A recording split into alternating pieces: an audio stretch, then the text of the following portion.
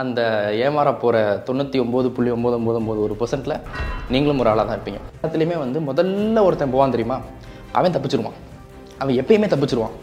நல்ல ஒரு தூக்கத்தில் இருக்கேன், என் ஃபோன் எப்பயுமே சைலண்ட்லி டிஎன்டியில் தான் கிடக்கும். இது செத்து போய் பல வருஷங்கள் ஆச்சு. கொசுக்கடி இல்லாமல் நிம்மதியாக தூங்குங்க.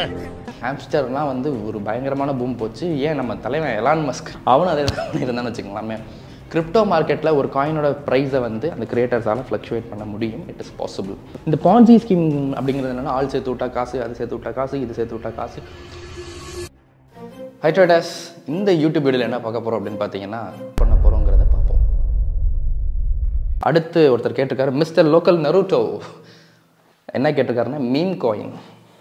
மீம் காயின்ஸ் என்ன பண்ணுவாங்க அப்படின்னு பார்த்தீங்கன்னா, யாரோ ஒரு அனானமஸ் பர்சன் கிரியேட் ஆகும். அந்த அனானமஸ் பர்சன் என்ன பண்ணுவோம் அப்படின்னு பார்த்தீங்கன்னா, சம்மந்தமே இல்லாமல் ஒரு ரீசன்ட் ஒரு குட்டி டைமுக்குள்ளே ஒரு பெரிய ஃபண்ட் அடிக்கணும். அடிச்சா நான் சின்னதெல்லாம் அடிக்கணும். $100 million $50 million மினிமம் கிரியேட் பண்ணோம் அப்படின்னா, அந்த மாதிரி ஒரு பையை தூக்கி போட்டு நீட்டாக உள்ள மார்க்கெட்டுக்குள்ளே வருவான். கிரிப்டோ மார்க்கெட்டுக்குள்ளே என்ன பண்ணுவாங்க அப்படின்னு பார்த்தீங்கன்னா, அந்த சோஷியல் மீடியாவில் ஃபுல்லாக பப்ளிஷ் பண்ணிவிடுவாங்க. ஆன்னு சொல்லி பப்ளிஷ் ஆகும். இப்போ ரீசெண்டாக பார்த்தீங்கன்னா, இந்த ஹாம்ஸ்டர்லாம் ஒரு பயங்கரமான பூம் போச்சு. ஏன் நம்ம தலைவன் எலான் மஸ்க் அவனும் அதே தான் இருந்தான்னு வச்சுக்கலாமே. ஸோ ஒரு காயினை ப்ரொமோட் பண்ணுவாங்க. அந்த காயின் என்ன ஆகும் அப்படின்னு பார்த்தீங்கன்னா, இந்த காயினோட ப்ரைஸை அவங்களே ஏற்றுவாங்க. அது எப்படி சார் காயினோட ப்ரைஸை ஏற்ற முடியும்னு பார்த்தீங்கன்னா, it is possible. It is bot generated. நீங்கள் பார்க்குற மாதிரி ஃபோரெக்ஸ் மார்க்கெட் வேறு, கிரிப்டோ மார்க்கெட் வேறு. கிரிப்டோ மார்க்கெட்டில் ஒரு காயினோட ப்ரைஸை அந்த கிரியேட்டர்ஸால் ஃப்ளக்சுவேட் பண்ண முடியும். It is possible. ஸோ இந்த மாதிரி நேரத்தில் அந்த காயினோட ப்ரைஸை ஆர்டிஃபிஷியலாகவோ இல்லை லெஜிடாவோ அந்த ப்ரைஸ் ஏற்றுவாங்க. எப்படி சார் ஏற்ற முடியும் அப்படின்னு கேட்டிங்கன்னா, உங்ககிட்ட ஒரு $1 million, கம்மியாக சொல்கிற $1 million இருக்குது. அந்த காயினோட ப்ரைஸ் நீங்கள் கம்மியான ப்ரைஸில் ரிலீஸ் பண்ணிட்டு கம்மியான சப்ளை தான் வரும். சப்ளைனா ஒரு 100 ப்ராடக்ட் இருக்குப்பா, என்கிட்ட 100 டப்பா இருக்குது. இந்த டப்பாவில் நான் 3 டப்பா மட்டும் எடுத்து வச்சுட்டு இந்த 3 டப்பா $300 சொல்கிறேன். நான் என்ன பண்ணுறேன், இந்த 3 டப்பா வாங்கிட்டேன்னு நானே வாங்கிப்பேன். வாங்கினதுக்கப்புறம் என்ன ஆகும் அப்படின்னு பார்த்தீங்கன்னா, நல்ல க்ரோத் இருக்குது. இந்த கம்பெனியில் இருக்க ப்ராடக்ட் ஃபுல்லாக நல்லா விற்கிறாங்க. 100 டப்பா இருந்துச்சு, அதில் 3 டப்பா விட்டால் 3 டப்பா உடனே விற்றுருச்சு. அப்போ ப்ரைஸ் ஏற ஆரம்பிச்சிடும். அப்போ அப்படி நல்லா மார்க்கெட் நல்லா தெரியும். அடுத்து நான் 5 டப்பா வாங்குவேன், ஃப்ரெண்ட்ஸ் சர்க்கிள் ஃபுல்லாக வாங்க வைப்பேன். எல்லோரும் நிறைய கலெக்ட் பண்ணதுக்கப்புறம் என்ன பண்ணோம் அப்படின்னா, ஓகேடா இது போதும், அண்ணன் வரண்டா அப்படி எடுத்துக்கிறேன் அப்படின்னு சொல்லிட்டு இதை ஃபுல்லாக கொடுத்துருவாங்க. இதெல்லாம் விற்றுட்டு பின்னாடி இருக்குது பார்த்தீங்களா, இந்த சப்ளையை உள்ளே தள்ளி விட்ருவாங்க. 97 பாக்ஸை எடுத்து விட்ருவாங்க. இந்த கிரிப்டோவில் என்ன நடக்கும்னா, ஒரு ப்ராடக்ட்டை விற்க போகிறீங்க, ஒரு காயின் வருது, அந்த காயினை வாங்குறதுக்கு ஆள் இருக்கணும், ஒரு காயினை விற்கிறதுக்கு ஆள் இருக்கணும். இதுதான் நடக்கும்.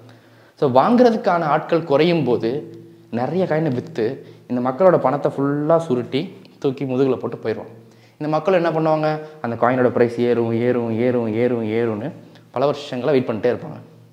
ரீசெண்டாக நிறைய காயின்ஸ் இப்படி நடக்கும். மீம் காயின்ஸில் இறங்குறதுக்கு பயப்படுறதுக்கு ரீசனே அதான்.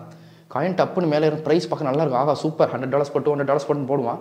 போட்டோடனே ஒரே ஷாட்டில் என்ன பண்ணும் அப்படின்னு பார்த்தீங்கன்னா, அந்த கிரியேட்டர் ஃபுல் சப்ளையை ரிலீஸ் பண்ணி விட்டு அந்த பணத்தை ஃபுல்லாக தூக்கிட்டு அவன் பாட்டு கிளம்பிடுவான். யாருன்னு தெரியாது, எங்கேருந்து வந்தாயின்னு தெரியாது, என்ன பேப்பர் ஒயிட் லிஸ்டிங் என்ன பேப்பர்னு தெரியாது. ஸோ அவனோட எத்திக்ஸ் என்ன, ஒரு காயின் கிரியேட் ஆகுதுன்னா அதுக்குன்னு சில விஷயங்கள் இருக்கும். அது எதுக்காக வருது அப்படின்னு சொல்லிட்டு அதோட ஒயிட் பேப்பர் லிஸ்டிங், ஒயிட் பேப்பர்னு சொல்லுவாங்க. அது காயின் சிலது ஒரு சில மோட்டோஸோடு வரும், சில எத்திக்கல் ஃபார்முலாஸோடு வரும். அது எதுவுமே தெரியாமல் வருவாங்க, அடிப்பாங்க, போயிட்டே இருப்பாங்க. இதுதான் மீம் காயின்ஸு. ஸோ முடிஞ்ச அளவுக்கு அந்த மீம் காயின்ஸுங்கிற கான்செப்ட்டுக்குள்ள நீங்கள் தயவு செஞ்சு போகாதீங்க. போனீங்கன்னா இன்னைக்கு இல்லைனா என்னைக்காக இருந்தாலும் உங்கள் சொத்தை இன்னொருத்தன் எடுத்துகிட்டு போயிடுவான்.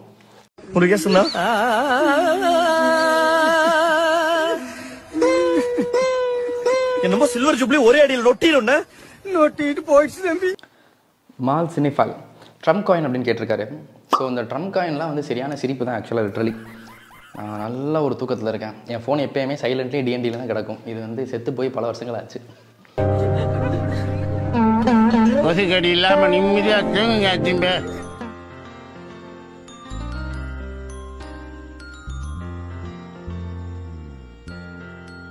அப்படின்னு பார்த்தீங்கன்னா, என் தம்பி ஒருத்தன் கால் பண்ணுறான், ஹபீப் கால் பண்ணுறான். அண்ணா அப்படிங்கிறான். என்னடா அப்படிங்கிறேன். அண்ணா ட்ரம்ப் காயின் ஒன்று வந்திருக்கு, அதை பார்த்தீங்களா அப்படிங்கிறான்.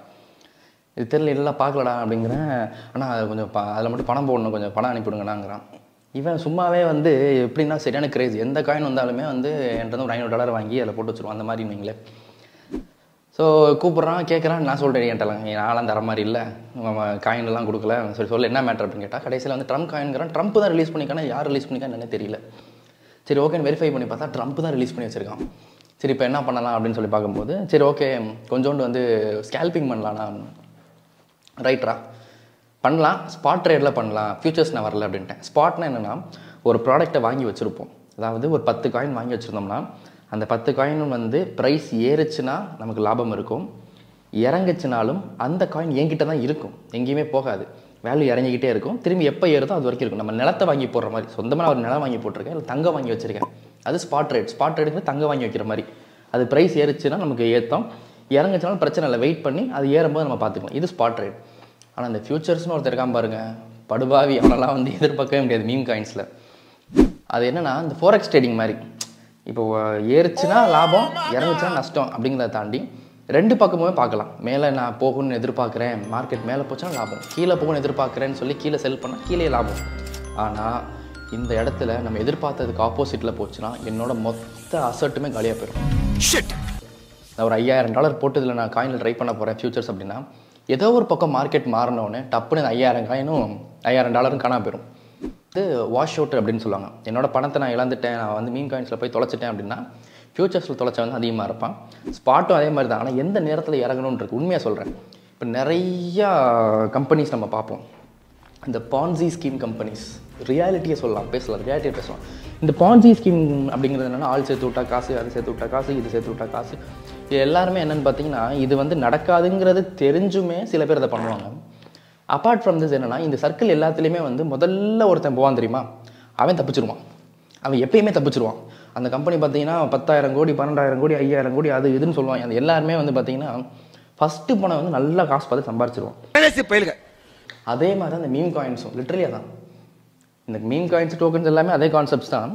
ஆனால் ஸ்டார்டிங்கில் உள்ளே போய் நம்ம ஒரு என்ட்ரி எடுத்து கம்மியான விலையில் வாங்கி எவன் எப்படி பண்ணாலும் ப்ரைஸ் ஏறணுன்னே அடிச்சு வித்துட்டு வந்துடுறான்னா நீங்கள் தப்பிச்சிருவீங்க. இல்லை இதுதான் என்னோட ஃப்யூச்சர், நான் பிட்காயின் மாதிரி இதை நான் சேர்க்க போகிறேன் அப்படின்னு சேர்த்தா அந்த ஏமாற போகிற 99.991% நீங்களும் ஒரு ஆளாக தான் இருப்பீங்க. ஸோ இந்த ட்ரம்ப் காயினுக்கு நான் என்ன பண்ணேன் அப்படின்னு கேட்டிங்கன்னா, மாதிரி இல்லை, உண்மையிலே செருப்பால தான் அடிச்சேன். நான் வந்து இன்ஸ்டாகிராம்லேயே ஓப்பன் டிக்ளரேஷன் கொடுத்தேன், $27 இருக்குது, கொஞ்சம் முடிஞ்ச அளவுக்கு வாங்கி வைக்கிறேன், வாங்கி வைங்க அப்படின்னு சொல்லிட்டு ஒரு 50% வரைக்கும் நம்ம க்ரோத் எதிர்பார்க்கலாம். $27 வாங்கினோம், ஒரே நாளில் பார்த்தீங்கன்னா $54 கிட்ட போயிடுச்சு. அப்போ என்னென்னா கிட்டத்தட்ட 100% ப்ராஃபிட். ஒரு வருஷம் 2 வருஷம் கஷ்டப்பட்டு ட்ரேடிங்கில் சம்பாதிக்கணும், ஒரு $10,000 போட்டு இன்னொரு $10,000 மாற்றணும்னா ரொம்ப நாள் ஆகும். ஆனால் ஒரு சின்ன அமௌண்ட்டை உள்ளே போட்டு நம்ம அழகாக இதை மாற்றிக்க முடியும். ஆனால் இதை வந்து நீங்கள் ரிஸ்க் வந்து ரொம்ப கம்மியாக வச்சு தான் எடுக்கணும், கம்மியான வால்யூம் போடணும். ஸோ அதுக்கான ப்ரூஃப் நான் உங்களுக்கு அப்படியே ஸ்க்ரீன்ஷாட்டில் அப்படியே ஷேர் பண்ணுறேன். இப்போ அதில் காட்டிட்டு வந்த பக்கம் அப்படியே எடிட்டர் இதுக்குள்ளே வச்சுருப்பா.